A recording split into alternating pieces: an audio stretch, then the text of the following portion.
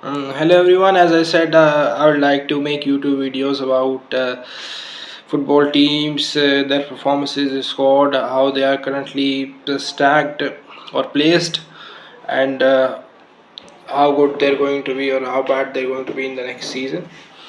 So I think with videos, it's a much more better way to elaborate on certain points and interact with all of you guys.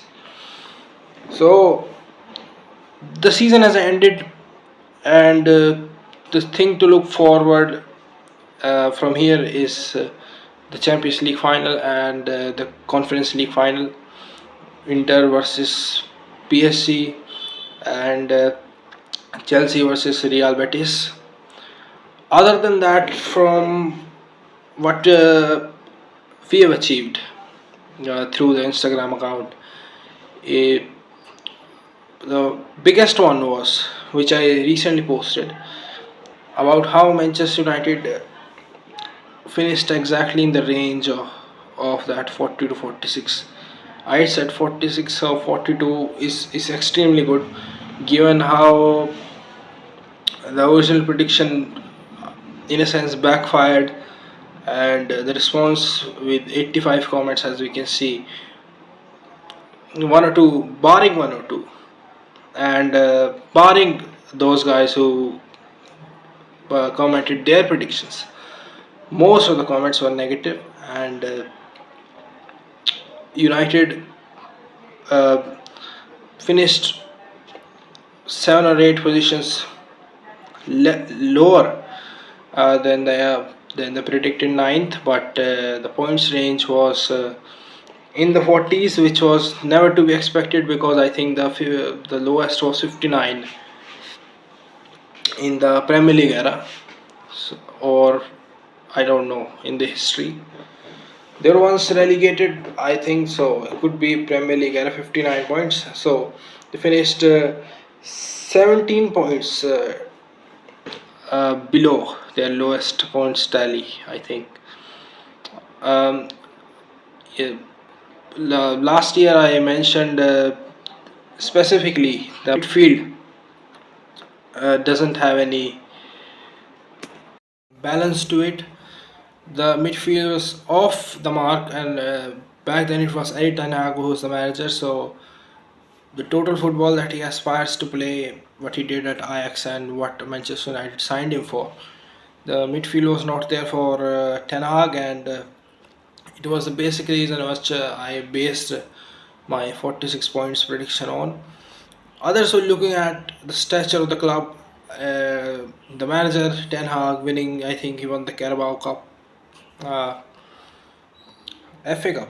Yeah, FA Cup. He won the FA Cup last season, as in the 23-24 season, which I also predicted United to win the FA Cup. Negative comments were also there, but not from United fans. It was from the rival fans, and United fans were not convinced about it because of how the team was. Uh, and then you see now United midfield was absolutely nowhere when Eric Ten Hag was sacked. Then Amorim numerically went from 3 to 2. The Eric Ten Hag system also had a double pivot, but the number 10, which was Bruno mostly, dropped deep to create a three-man midfield. With Amorim, this is not the case. He has this double pivot as well, but the balance was never there. You have Ugarte, you cannot pass, or you cannot last 90 minutes, and Casemiro technically and physically has lost it. Bruno, I think he's not a 10, he's not a midfielder, 8 or 10, nothing. He has everything to do with being a support striker. So to be a support striker, you have to play in a front two. So for some team like Atletico's 4-4-2, for Inter's 3-5-2, and for teams that have two up front, he is perfect. Is one of the reason why you see inconsistency on his part uh, in every position. So basically, what I'm trying to say is there are certain points about teams. I missed one of Chelsea when they sacked Pochettino and appointed Maresca. I thought a sudden change will bring them down. Also, did a 10th place finished for Chelsea, but uh, Maresca himself, being a possession-based manager, took the season continuation, and there you go, 69 points, I think. 3 points more than Pochettino, but it is continuation. So sixth, from some sixth they finished, I think, fourth. Champions League football for them, fourth or fifth, whatever. The fourth, and Newcastle I fifth, I think. So basically the point is there's certain points regarding one team to check where they're going to finish. With the slot, you saw that in continuation with what Klopp left Liverpool with, he achieved it. This is why the appointment was made and why Ruben Amorim was not preferred by Liverpool, because there is a sudden change of system. If you see what Eric Ten Hag was doing at Manchester United to what Amorim plays, like the system, there is a sudden change, and this is why you see the drop from, I think they were 8th when Eric Ten Hag left, to 16th, 17th. So for teams continuation, how many players they're selling, are they getting the replacements in, everything that matters. I did with Stuttgart this season. With Stuttgart, there were many exits, so I think placed them 11th, and they finished 9th, 10th, where people were expecting them back in the Champions League spots around 5th or 6th. One more was Milan. Milan was I think 5th, and they finished 6th, I think. Roma are 5th, which I said for 4th. Juve I said, I think, 3rd. So champions and the runners up were interchanged. So all in all, I just want to say next season we're going to do 156, 120 points tallies again, which before we had, I think, 17 or 18k followers, most of them which are inactive, because I have deactivated the account, I think, 4 or 5 times this one, and the continued reporting from the report the account every day. So what do I do in the comments to, I think, manage that, and also I don't know, this combination of these two, as I think, yes. And most of the followers have followed for the betting tips, which I don't prefer to do because I don't know anything about that. And they follow, they see there's nothing going on about that, or I think the interface has to change about where the predictions are, to a more transparent one, to a more visible one. It's next season, I think improvements will be made.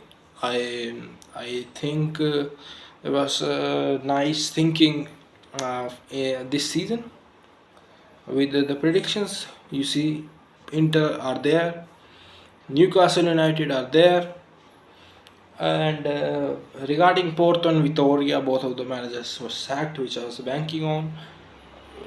Bruno Vitor left, sacked, and Rui Borges, I think, left for Sporting. won the league, won the cup yesterday. So there will be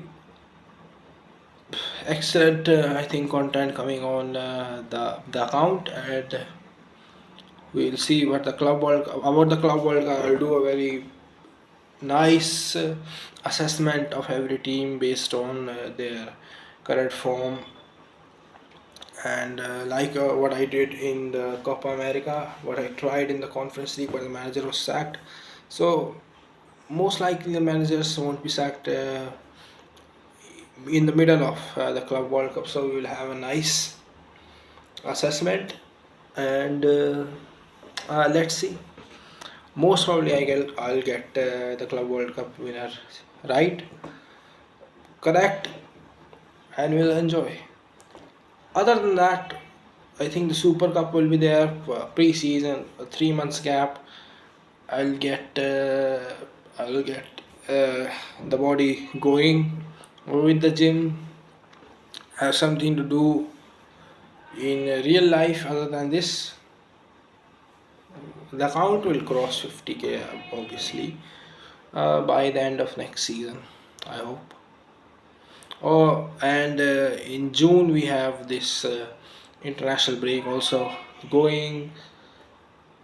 The Nations League is there, the Asian Champions, Asian World Cup qualifiers, and other things. So we'll be there, and most likely cross the 1500 correct predictions mark by the end of next season, because I have many tools and ways to predict the games. Now every game has a different scenario, so every game has to be seen with a different view. And by the last quarter of the season, I think I started using logos, which is good. So I think the views, the impressions, the reach of the account will also improve. The support has been good. The sudden jump from 20 to 37 happened after that Australia Indonesia game. One game down, all the followers have are there but left. Are there but left happens with me, and the accusations come that I bought followers, which I never did. You may know that I the sleep cycle now has changed, but before I used to uh, be awake during these times. With British standard time is 4 hours and 30 minutes back, so I was sleeping at what, 8 a.m. Indian time, 8 a.m., 7 a.m. Now things have changed, but we will see in the upcoming months what remains of in the year. There will be an excellent community that we are going to create. Also, if you want to join the group chat, uh, send a message request or DM. I'll also put a post or whatever say in the broadcast channel, and then you can like and add in the group chat. Thank you.